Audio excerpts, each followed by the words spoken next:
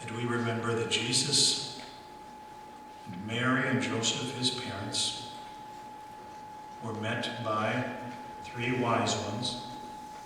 We know that it must have been sometime after the initial birth, although our stories indicate that it was at the same time, but it was not. For we know that Herod went out to destroy all of the children and to kill them under a certain age, up to the ages of more than 2. A terrible time. And a challenge to us to think about how drastic this change was that Jesus came to us. Came to us in this world in a time that was not unlike our own.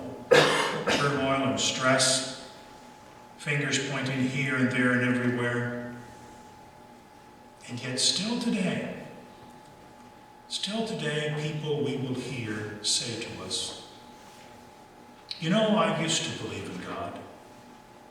But then, as I grew up, I found it harder and harder to think of the old man up there in the sky, so far removed from the suffering and the pain here in the world. We've heard that. Well, so is N.T. Wright. You might have heard of him as Bishop Wright. He's written a number of books. He said he had one of the members of the church at one time say this very thing to him. And his response back was, I don't believe in that God either. The God I believe in is the God I see in the middle of the pain and the suffering around the world. Without Jesus, the crucified Jesus, sharing and bearing the pain and sin of the suffering world, I don't know who on earth and heaven might. You see, this God that's detached is sort of like a plowboy, doffing his cap to the great nobleman as he rides by. In a sense, really ignoring him. But this is not what occurs with our King. In John 15:15, we are told, no longer do I call you servants, because a servant does not know his master's business. Instead, I have called you my friends. For everything that I learned from my Father I have made known to you. That I am the true vine, and you are the branches. That is the truth. And we work at this together. It is a growing process that we are in. Now, in the past, people such as Scottish Christian preacher John Duncan in the late 1700s said, Christ is either deceiving mankind by conscious fraud, he himself was deluded and self-deceived, or he was divine, and there's no getting out of the dilemma that he is who he says he is, the Son of God. Or perhaps you've heard the more famous version of this argument. C.S. Lewis, speaking in Mere Christianity, I'm trying to prevent anyone from saying the really foolish thing that people often say about Jesus. I'm ready to accept Jesus as a great moral teacher, but I do not accept his claim to be God. That's the one thing that we must not say. A man who was merely a man and said the sort of things that Jesus said would not be a great moral teacher. He would either be a lunatic on the level with a man who says he's a poached egg, or else he's the devil of hell. You must make a choice. Either this man was and is the Son of God, or else he's a madman or something even worse. You can shut him up as a fool, you can spit at him, you can kill him, you can fall at his feet and call him Lord and God, but do not come with a patronizing nonsense about his being a good or great human teacher. He has not left that open to us. He did not intend to. Now, it seems to me obvious that he was either a lunatic, that he was neither a lunatic or a fiend. And consequently, however strange or terrifying or unlikely it might seem, I must accept the argument and the point of view that he was and is God. This babe given to us is God.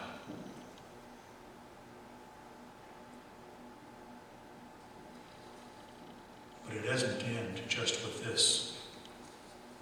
Josh McDowell, in our more modern era, a writer, wrote in the book More Than a Carpenter, if the resurrection had not happened, obviously the disciples would have known it. I can find no way that these particular men and women could have been deceived. Therefore, they not only would have died for a lie, and here's the catch, they would have known it was a lie. It'd be hard to find a group of people anywhere in history, anywhere, who would die for a lie if they knew it was a lie.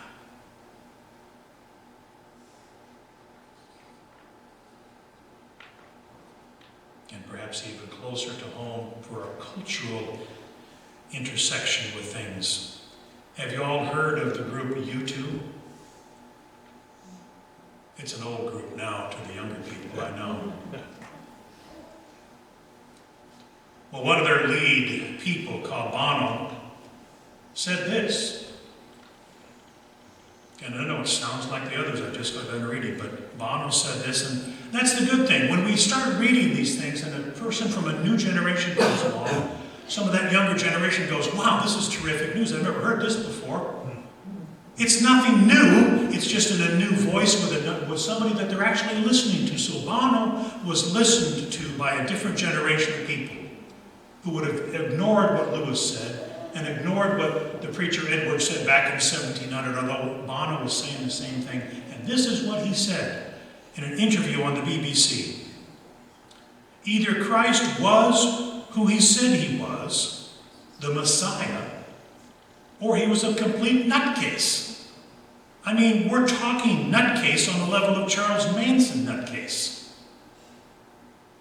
This man was strapping himself to a bomb and had King of the Jews written on his head, and they put him up on the cross and killed him. He was going, okay, martyrdom, here we go. Bring on the pain. I can take it. I'm not joking here. The idea that the entire course of civilization for over half of the globe could have its fate changed and turned upside down by a nutcase, well, that's just too far-fetched to believe. Therefore, he is and he was what he says he was, the Messiah, the King, God incarnate. It's what we wrestle with every day, you and I. As we move into this new year, this new decade, we've all got all sorts of things to do. We are busy, busy, busy. I know we are. Trust me, I've been standing in a place like this for decades. And I hope to stand in a place like this for another decade or two, saying the same thing that I've been saying. He's King. He's God. He walked with us. He's still with us.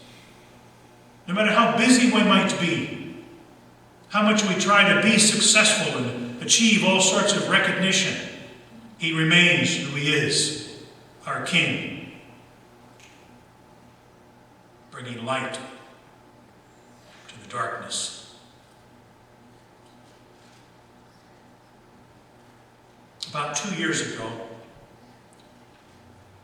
a friend of mine invited me to go flying with him.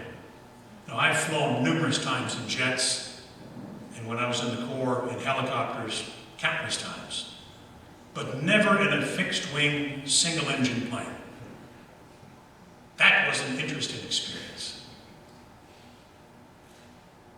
And one of the things that he brought up to my attention and those of you that are familiar with flying know, is that there's something that is called the attitude. It's the instrument on the plane which indicates whether or not you are flying trim and straight and the way you ought to be doing. The attitude of the aircraft.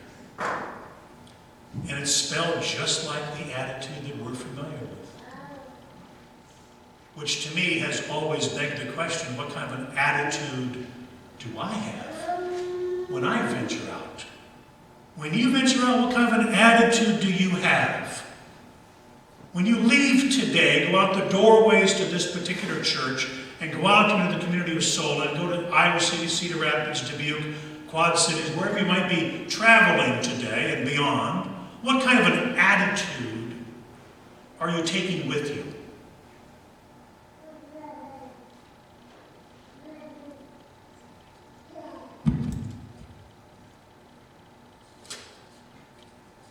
Ask yourself that.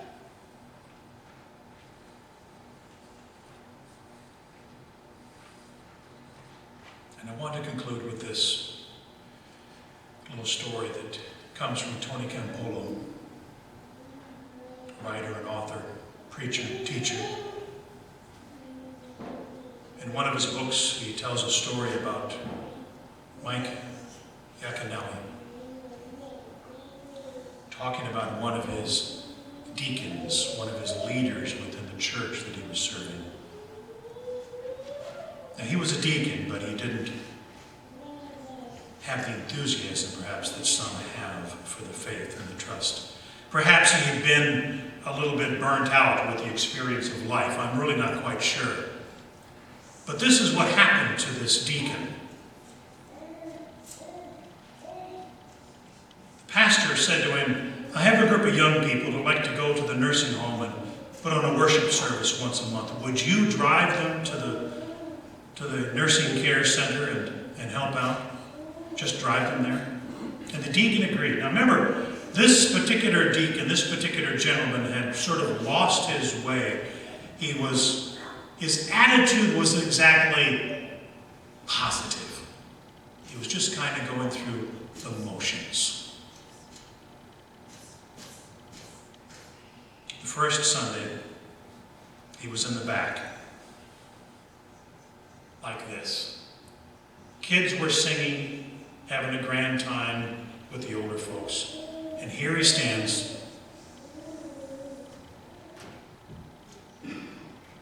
just standing there like this. You can tell his attitude is questionable. He's standing there. All of a sudden, someone tugs at his sleeve. And he looks down and there's a gentleman in a wheelchair. The gentleman holds up his hand. And the deacon holds his hand down and he holds hands with it. Nothing happened, just the old man listened to the song, listened to the music during the service. And the deacon held the hand of this gentleman in the wheelchair. The next month, the same thing happened. And the next month, and the next month, and the next month. Remember, this was a man who had really just sort of lost his way. He came to church. He was a deacon. He was recognized by many as a leader, but he really didn't believe much. Cynicism had taken over his life. But he still went and did his duty.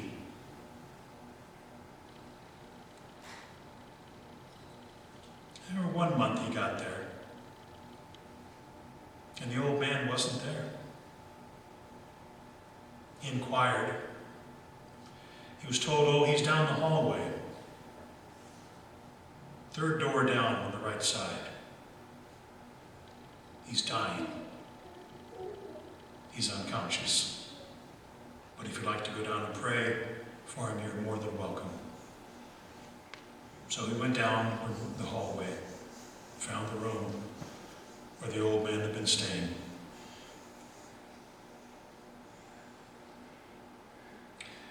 deacon took the man's hand, prayed that God would receive him. God would bring him life into the next life and give him eternal blessings. As soon as he finished the prayer, the man squeezed his hand. So the deacon knew that he'd been heard. He said he was so moved by this that tears began to run down his cheeks. He stumbled out of the room, and he bumped into a woman. She said, "He's been waiting for you." He didn't want to die until he had the chance to hold the hand of Jesus one more time. The deacon was amazed. He says, "What do you mean?" She said, "Well, he's my father. And he would tell me that once a month Jesus came to this place. And he would hold my hand. And he didn't want to die till he had one more chance to hold the hand of Jesus."